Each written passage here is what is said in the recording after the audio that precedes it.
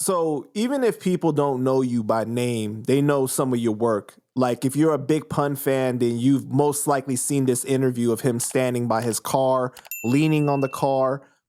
When did you meet Big Pun? So funny story, like we always been kind of connected to like Pun, but I directly. So I had people that were his people, that was my people. And I would see him here and there, like even when he was Big Moondog, when he was with Full Eclipse, you know, he came You were down living to in the Bronx at this time? Nah, I was on the Lower East Side. Got you, okay. So he would come to the Lower East Side with my man B and do like they come to the park and be real. They wasn't even doing like music for us at that time. They would come to the park just to entertain the kids. And they would have some of the guys dress up like Power Rangers and different characters just to be there to have a good time with the kids. But they was real dudes. We knew that because if anybody ever did something that was funny style, like one of them tried to smack the Power Ranger in the face or something, being funny, yeah, that dude got it. After the event was over, that dude got it. And I'm like, oh, okay, these are some real dudes. That's how I started to find out who Full Eclipse was. And, you know, him being Big Moondog at the time, my man, then later on introduced us at another time period, a little bit later than that.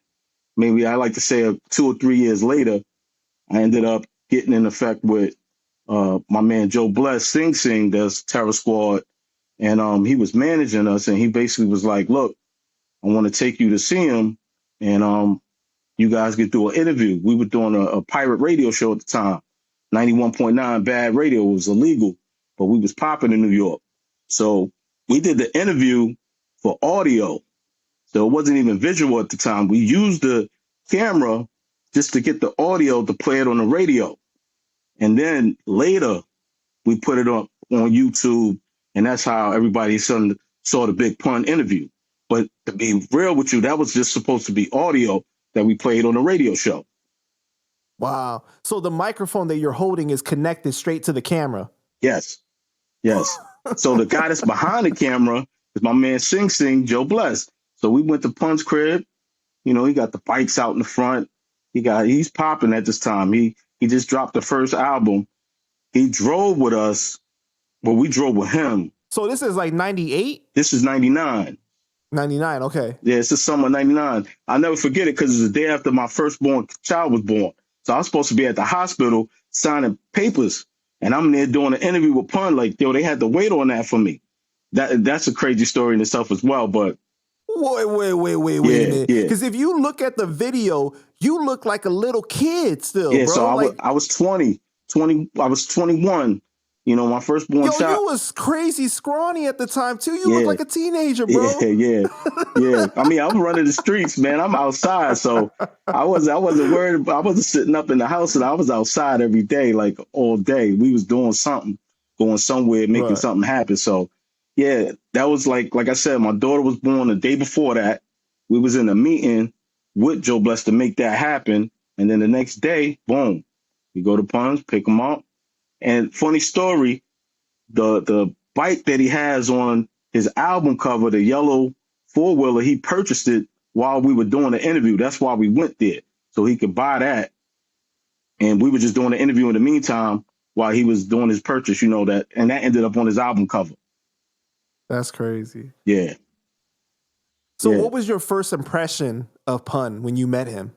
Oh, man. Like, I know you had preconceived notions because you saw him from afar for, you know, a few years and everything. But like when you actually met him, like, what did you think?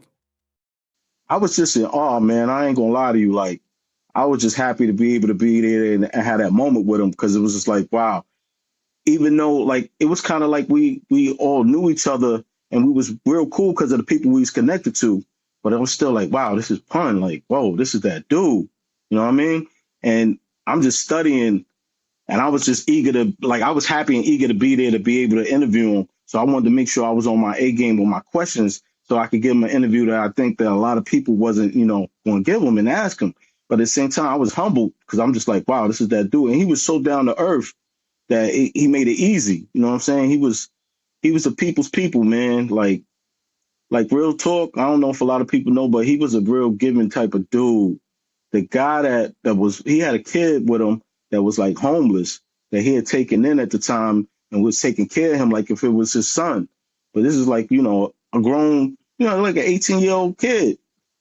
And he went with us to the venue and all that. Like he rode in front of us on the dirt bike while Pun was in the 600. A funny story. I remember looking in the 600 Benz when he sat up and got out, and it was like all these McDonald's wrappers and all that he was sitting on and on the floor. And I'm like, wow, this dude's a real foodie. He's a real eater. Like, that stuck out to me too. But he was genuine.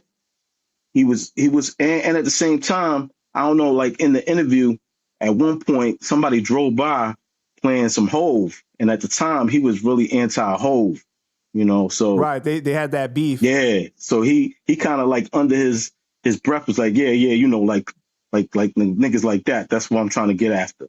And I'm like, oh, okay. But it's subliminal. But at the same time, he wasn't scared of nobody, man.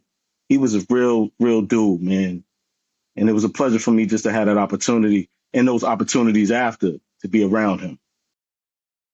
So it was the start of a relationship that lasted much longer after that interview. Yeah, I had a chance to like go to the studio, play some beats, try to get some joints that he was already working hard on the album. He had things already situated, but I had an opportunity to go.